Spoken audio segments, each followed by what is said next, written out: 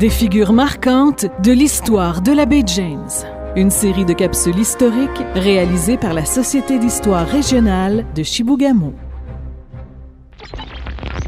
Robert Bell, un grand scientifique naturaliste du Canada. Robert Bell est un grand explorateur du territoire canadien d'origine ontarienne, né le 3 juin 1841. En 1895, il sera le premier découvreur à faire des relevés géologiques du secteur qui verra naître, 68 ans plus tard, la ville de Matagami.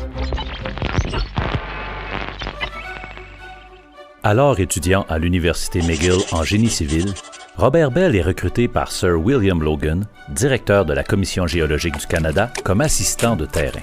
Sa fonction ne l'empêche pas de publier 8 articles sur des matériaux d'histoire naturelle rassemblés au cours de ses 2 premières explorations. Il gradue de l'université en 1861 et reçoit la médaille du gouverneur général. Il poursuit ses études pendant 2 ans en Écosse, après quoi il enseigne au Queen's College de Kingston. À partir de 1867, Robert Bell quitte l'enseignement et travaille à temps plein pour la Commission. Entre-temps, il épouse Agnes Smith en 1873 et fondera avec elle une famille de 4 enfants. En 1877 s'amorce pour lui, ainsi que pour la Commission géologique du Canada, une série d'explorations du territoire sans précédent. Alors promu directeur adjoint, Bell part en canot pour cartographier les rivières à partir du lac supérieur. Il se rend jusqu'à Moose Factory, à l'embouchure de la baie James, puis longe la côte pour arriver à la baie d'Hudson, à Cape Harrison, une île près du village d'Inukjuak.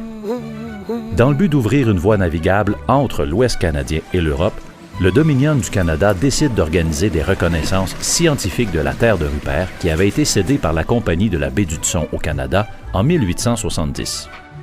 Vers 1878, Bell participe aux propositions d'un chemin de fer partant du Manitoba vers un port à établir sur la baie d'Hudson. En 1884, il prend part, en tant que scientifique, à la première grande expédition du Neptune organisée par le ministère de la Marine et des Pêches du Canada pour évaluer les conditions des glaces pendant la saison de navigation dans le détroit d'Hudson.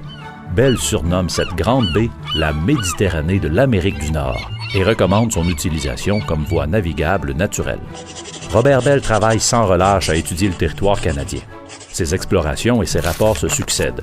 Alors géologue en chef en 1890 à la Commission, il publie le travail le plus important depuis celui de Logan sur l'existence d'une période glaciaire formative du bassin laurentien au Canada.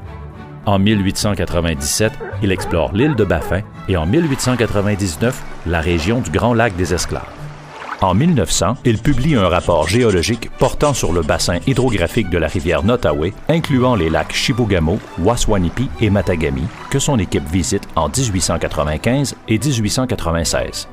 En 1901, il est nommé directeur intérimaire à la Commission à la suite du décès du directeur George Dawson. Il quitte la Commission après 50 ans de service en novembre 1908, après avoir accumulé un nombre impressionnant de distinctions et de diplômes honorifiques à travers le Canada, les États-Unis et l'Angleterre. C'est à sa ferme de Ratwell, au Manitoba, en 1917, que va s'éteindre dans une certaine obscurité celui que ses collègues ont surnommé le père de la toponymie canadienne à l'âge de 76 ans.